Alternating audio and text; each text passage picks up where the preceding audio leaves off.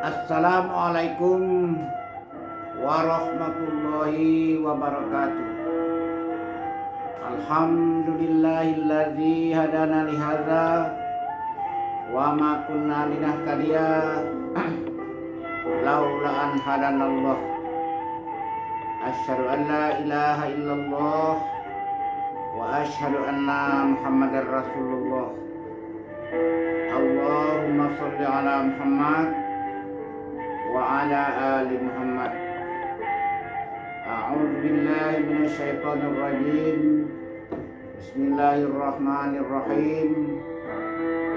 Rabbi shrah li sadri wa yassir li amri wahlul 'uqdatam min lisani yafqahu qawli. Para pencinta hukum adat Melayu Jambi yang saya hormati, para calon pimpinan tanah sebingkah payung sekaki ayu setitik Telaga Rahmat Pucuk Jambi 9 Lurah. Jambi mempunyai 9 hukum adat pesan isyarat. Jambi mempunyai 9 butir piagam Bukit Siguntang 1502 Masihi. Jambi mempunyai 9 rahasia yang dilindungkan oleh Allah. Aral, azal, patako, keramu, judu, janji, langkah rezeki, pertemuan maut. Saya mohon maaf kepada tokoh-tokoh adat Melayu Jambi, terutama tokoh-tokoh yang duduk di dalam Provinsi Jambi. Karena pada kesempatan ini saya akan membicarakan tentang buku adat Melayu Jambi yang diterbitkan oleh LAM Provinsi Jambi pada bulan Juli 2003. Buku ini penulisnya 13 orang tokoh-tokoh yang akademis, yang gelarnya profesor, doktor, pokoknya semua akademis. Kemudian editornya 3 orang. Kemudian diberi kulit seperti ini, jadi sangat cantik sekali. Kalau kita melihat, memandang buku ini, maka saya mengatakan dari jauh tampak bagaikan raksasa, pengawal mahrigai ratu. Tapi bila kita dekati, kita baca buku ini, sama dengan kita melihat patung batu tanpa jiwa. Kenapa? Pertama, di kulit buku ini ada Cerano Siri Serampan. Cerano ini Cerano Minangkabau. Tutup Cerano itu lambak namanya di Bukit Tinggi. Kata orang di Bukit Tinggi itu tutup dengan lambak.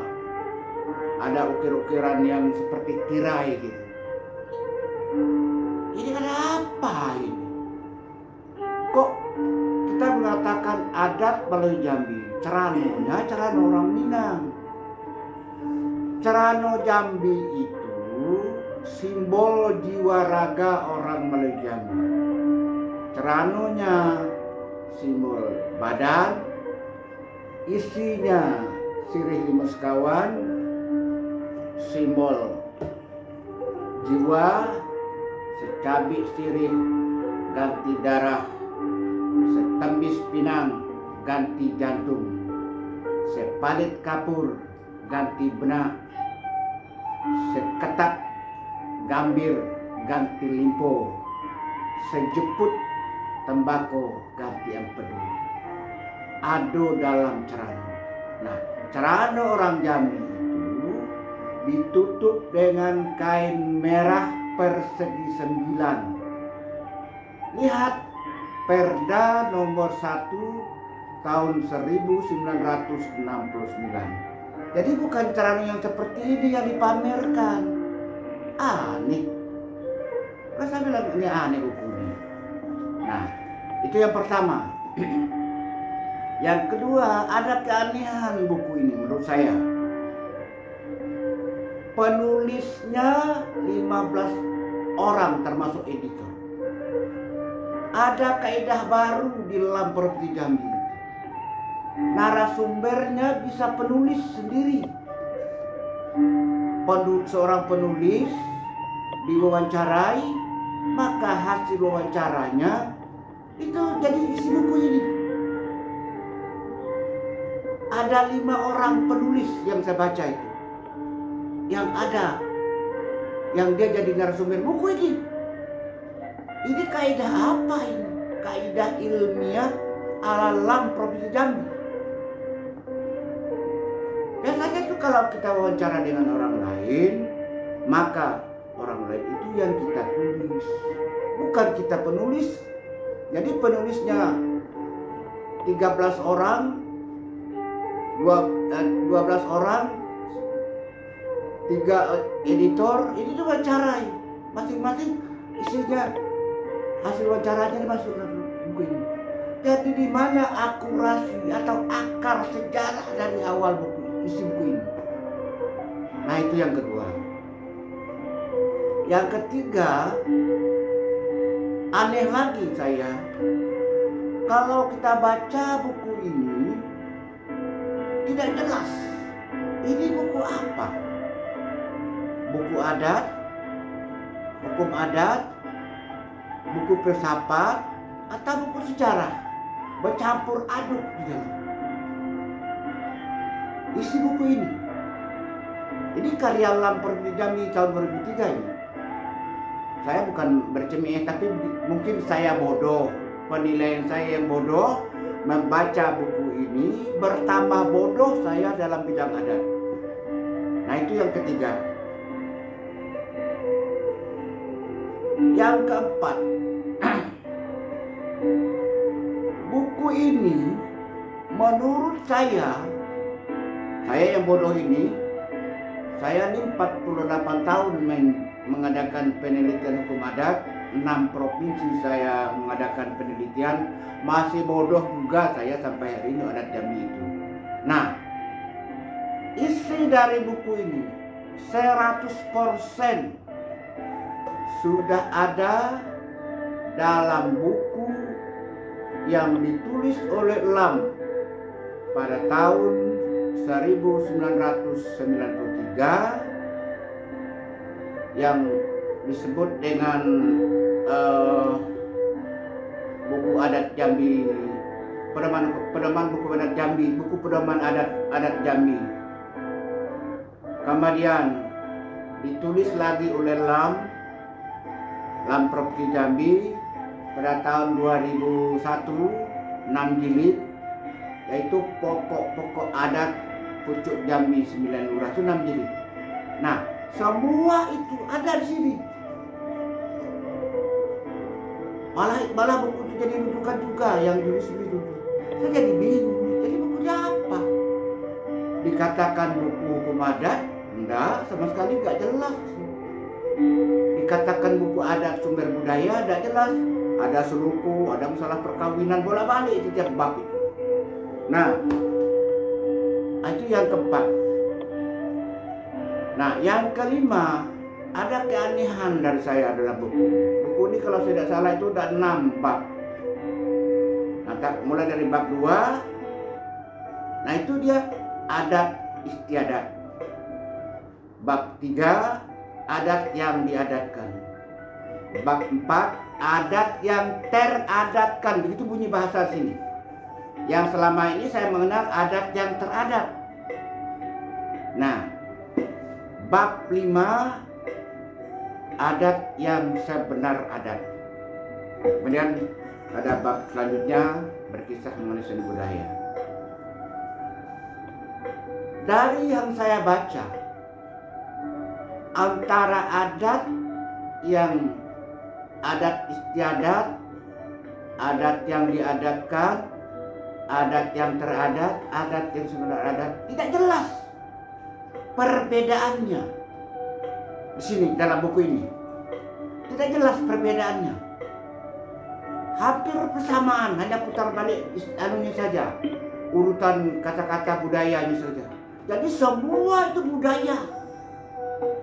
Saya bilang na'udzubillah min zalik. Selama ini saya tahu adat yang 4 itu, mulai dari Riau, saya mengadakan penelitian. Daerah Aceh 3 tahun saya di sana. Daerah Minang 4 tahun saya di Padang mengadakan penelitian. Jambi saya mewawancarai 104 pakirah dan mendapo, ditambah dengan tokoh-tokoh adat, mantan-mantan adat.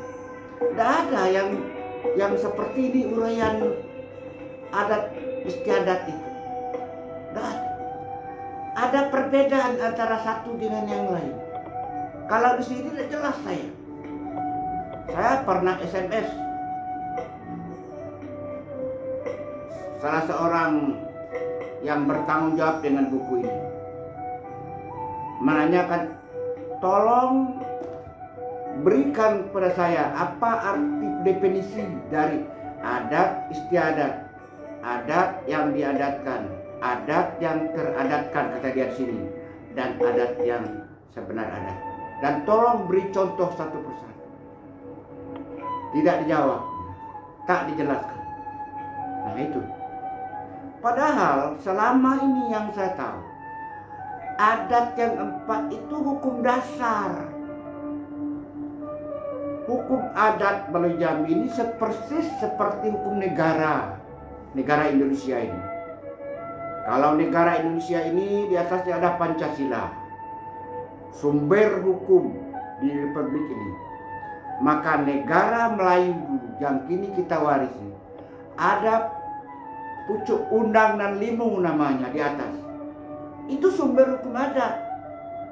Yang satu Titian Treh Tanggo Batu. Titian Treh Tanggo Batu ialah ayat Allah yang ada di dalam Al-Quran, ialah ayat Allah yang ada di alam semesta. Itu sumber hukum adat. Yang kedua, cermin gedang nandak kabur.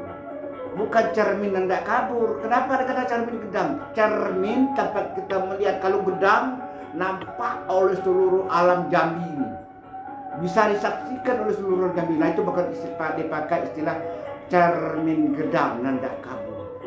Hendak kabur saya apa artinya?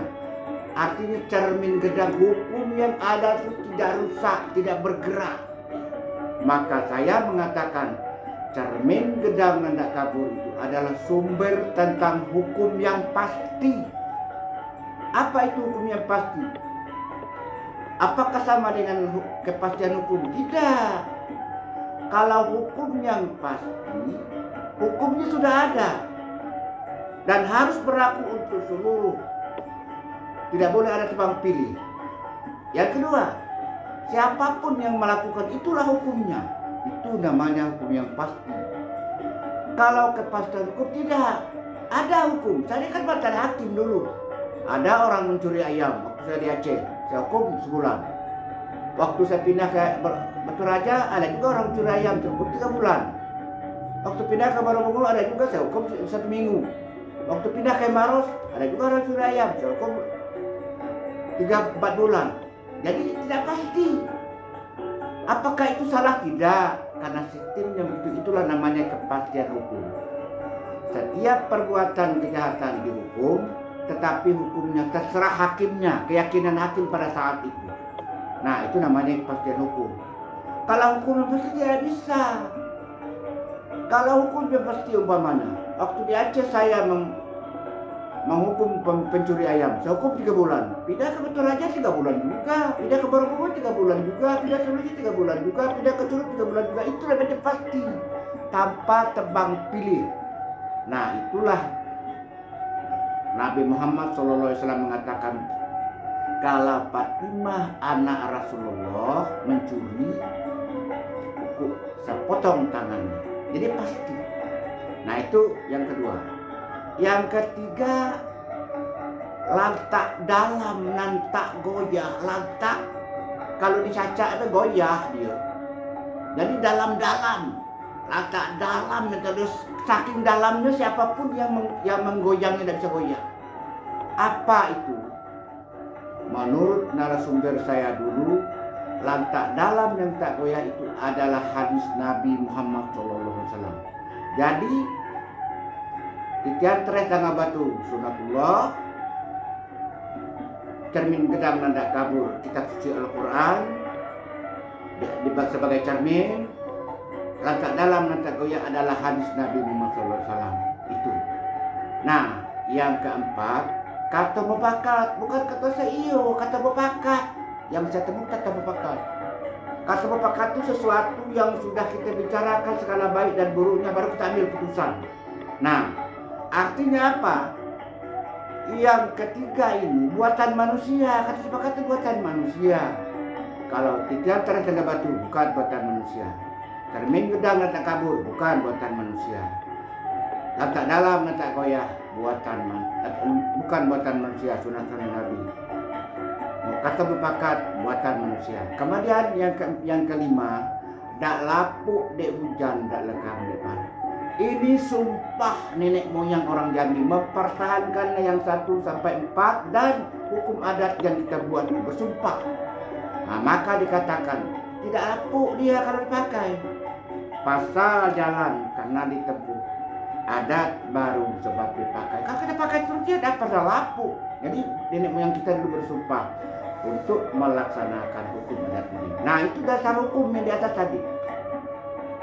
Di bawah itu ada namanya adat nang 4. Kalau orang Minang bilang adat nang P. Urutannya beda. Kalau dalam buku ini urutannya dari adat istiadat dulu. Malah tidak ada bedanya dengan yang lain. Tidak jelas saya antara adat istiadat, adat yang diadatkan, adat yang teradat, adat yang sebenar adat. Tidak jelas. Kalau yang saya pelajari mulai dari adat yang sebenar adat. Apa itu adat yang sebenar adat yang 4 tadi? Adat yang sebenar adat yang teradat, adat yang diadatkan, dan adat istiadat. Apa itu? Ini hukum dasar.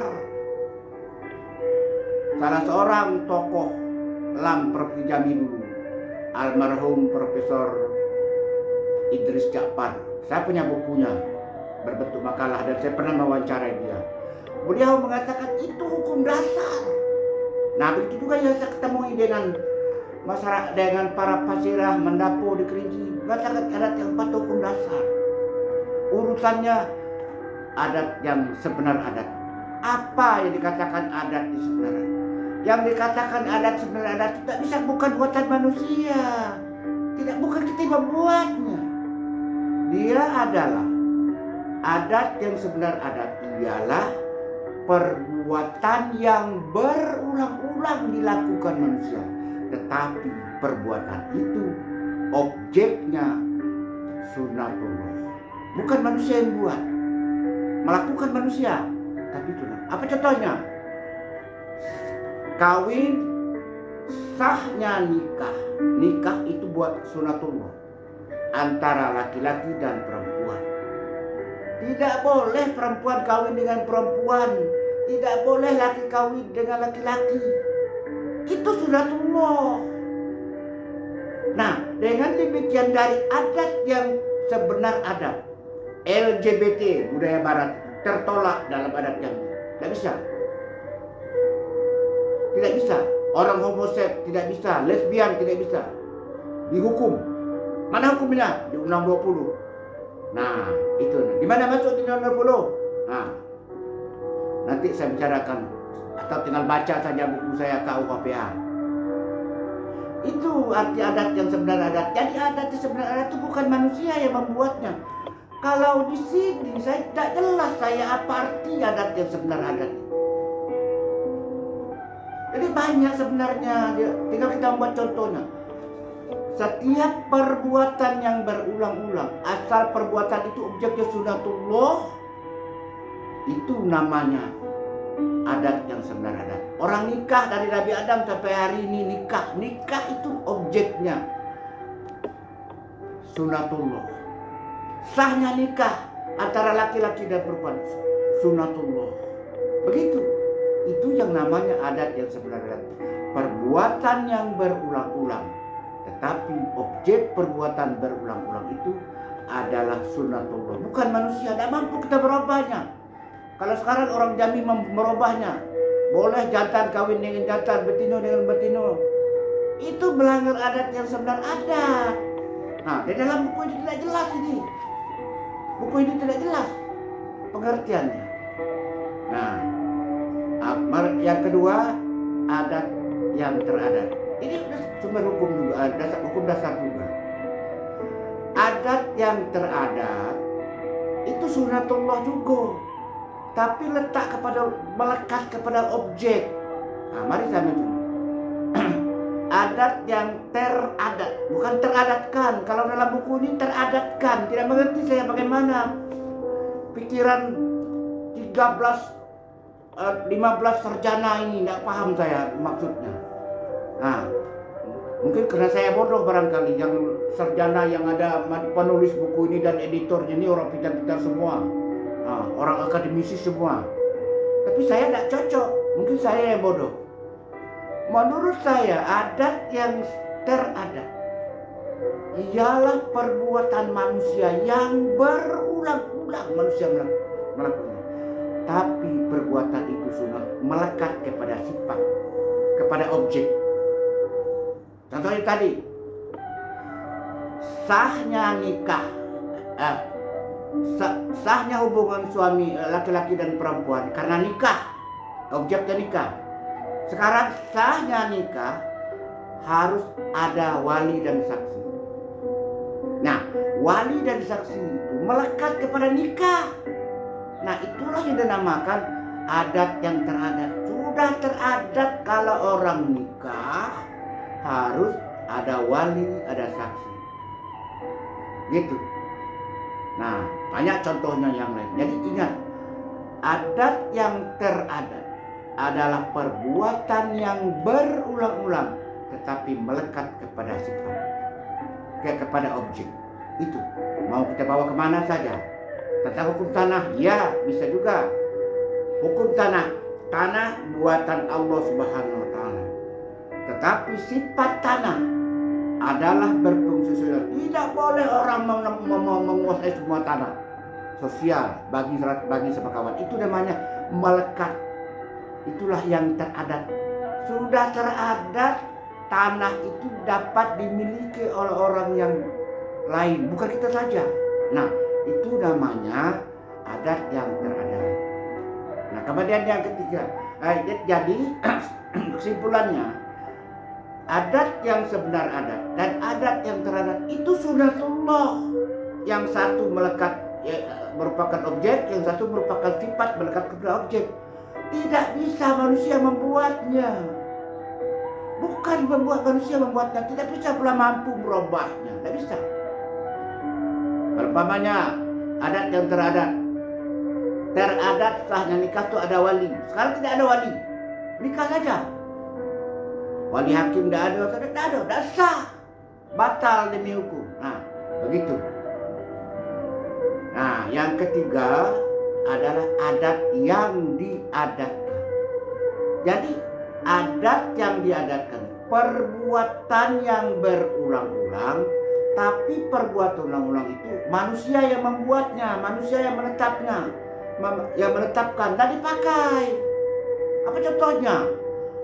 Semua pasal Undang 20 itu, 20 pasal itu dibuat, ditetapkan di Bukit Seguntang dulu, dipakai. Jadi buatan manusia, boleh tidak dirubah. Kalau sepakat semua orang adat Jambi, diadakan potong kerbau tengah dua, dibuat baru bisa, apa susahnya? Karena itu buatan manusia. Nah, begitu. Demikian juga dalam perselingkuhan rumah tangga. Misalnya seorang anak bini orang.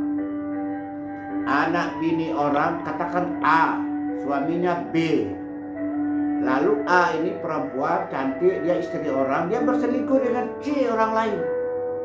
Nah, sudah adat yang diadatkan. Bila seorang istri berselingkuh dengan laki-laki lain, maka harta pencariannya A dan B tadi tidak boleh dikuasai. A tidak mendapat apa-apa, tapi menjadi miliknya B. Artinya si suami yang berhak atas harta pencariannya. Kalau dia punya uang 1 miliar, uang 1 miliar itu suami yang punya. Kenapa? Karena sudah diadatkan setiap istri yang berselingkuh disebut dengan ayam betina benci kesangka buyut. Itu dia punya suami, tapi diam-diam dia menjalin cinta kasih dengan laki-laki lain, berselingkuh, berzina. Nah, maka harta pencarian ditetapkan oleh adat yang diadatkan menjadi hak si suami. Itu. Nah, itu yang disebut dengan adat yang diadatkan. Yang keempat, adat istiadat. Adat istiadat itu adalah budaya. Dia terbagi dua. Ada budaya dalam bentuk dikerjakan atau tidak kita kerjakan, tidak ada masalah. Misalnya saya pakai baju ini, baju kaos ini. Nah, saya pakai baju kaos ini, pergi ke masyarakat, tidak ada masalah. Tidak saya pakai ini juga tidak ada masalah. Artinya apa? Budaya itu berbeda-beda semua. Budaya itu datang tidak tampak moko, pergi tidak tampak punggung. Datang dia tidak memberitahu, pergi pun tidak memberi kabar. Itu budaya. Nah, tapi ada juga budaya yang berbentuk etika. Jadi itulah yang saya katakan adat, dan adat itu terbagi pada 3 pengertian. Ada adat dalam arti etika budaya semata, ada adat dalam arti etika. Etika ini masuk dalam adat istiadat. Setiap orang diwajibkan bersopan santun di depan orang. Kalau kita lewat depan orang, permisi Pak, kita sambil menundukkan kepala. Itu etika.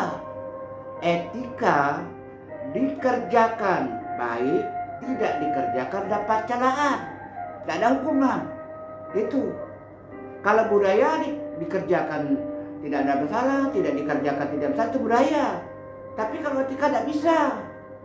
Kalau saya umur 75 tahun sekarang, saya pergi sholat Jumat ke masjid, saya pakai kaos oblong yang jak auto duo itu, tanpa kopiah, pakai celana jeans, bersih, salah saya sah.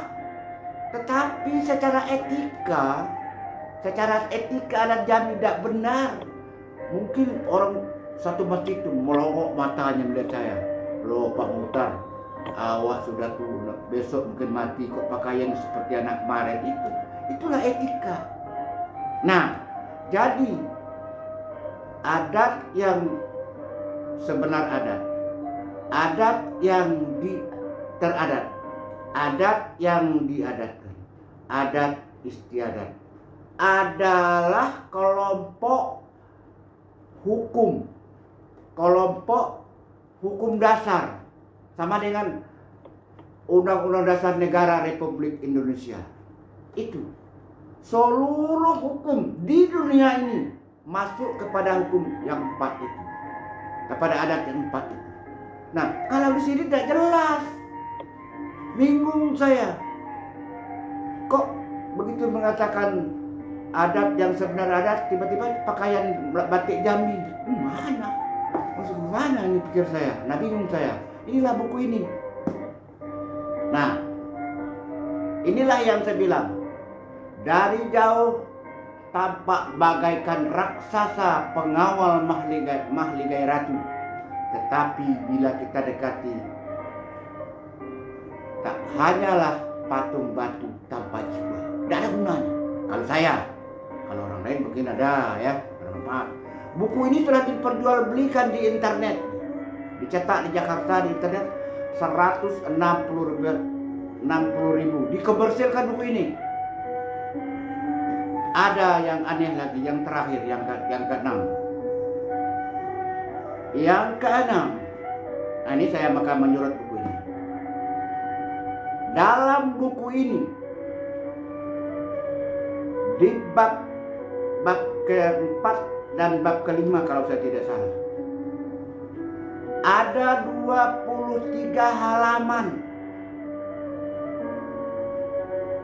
perampokan, pembajakan, pencurian dari buku saya Sumpit Gading Dama Ipoh ini. Dimasukkan ke situ. Saya terkejut melihatnya begini, begitu saya baca ada istilah prauglo. Nah, saya bilang tidak ada buku di Jambi ini yang menyebut prauglo, cuma di sini disebutnya praudilo. Tidak ada. Itu saya. Kemudian ada lagi tapak lapan. Istilah tapak lapan hanya ada di buku saya. Ada lagi istilah cilok nana makan di dalam. Tidak ada dalam buku lain itu. Itu dari saya. Di buku saya. Bukan saya mencontek buku orang, dari hasil wawancara. Oh, saya menemukan, oh itu namanya. Gitu.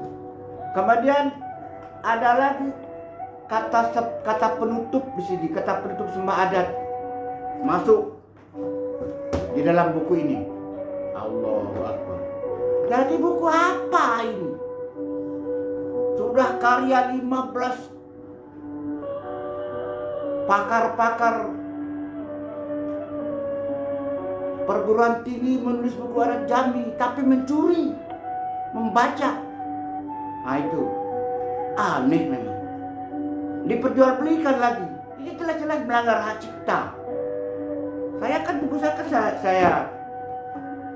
saya daftarkan di Menkumham ini, buku ini pada 2018. Saya SBN kan, dijamin oleh negara.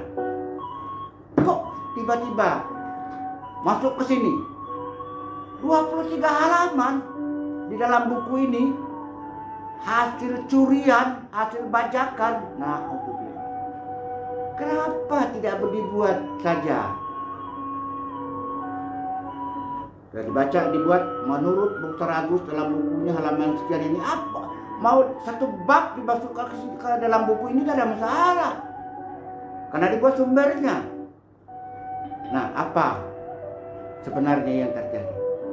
Karena pada umumnya oknum-oknum dalam Provinsi Jambi ada kebencian mengambang kepada Dr. Agus Khalid Islam, kepada MAC. Akibatnya pendapat MAC diterima oleh akal sehat, tetapi karena batin kotor tidak mau mencantumkan namanya jadi sumbernya. Ini na'udzubillah, rusak adat Jambi kalau seperti ini. Nah, barangkali itulah yang saya dapatkan, yang dapat saya paparkan tentang buku ini. Bagus buku ini, tetapi bagi orang-orang yang telah terlanjur membaca buku saya, buku Sumpit Gading Dama Ipoh ini, akan merasa hambar kalau membaca buku ini. Hambar perasaan. Bukan berarti buku ini tidak bagus-bagus, tapi bagi saya, karena saya ini bukan doktor, bukan profesor, saya orang bodoh membaca buku ini. Saya bertambah bodoh di bidang adat. Itu. Nah, barangkali itu yang dapat saya sampaikan pada kesempatan ini. Sudah saya paparkan segala nandape, sebaris tak lupa, setitik tak hilang. Kok adonan talindung di balik daun, tinggal dihunut bakal lamu. Bukan memelau panen dilekuk, bukan bakuak mandi bakumpai. Kok kurang suko ditukuk, kok jarak suko disisip, kok apat suko diturang, suko diulai panjang di kampung liba, alam tak kemang menyudahi.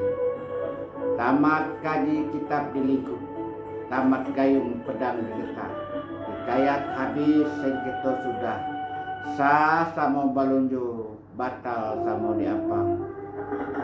Terserah kepada ombak dan basabung, angin dan bapun, di situ sisik telubuk tulang balabun yang tinggal untuk pandai.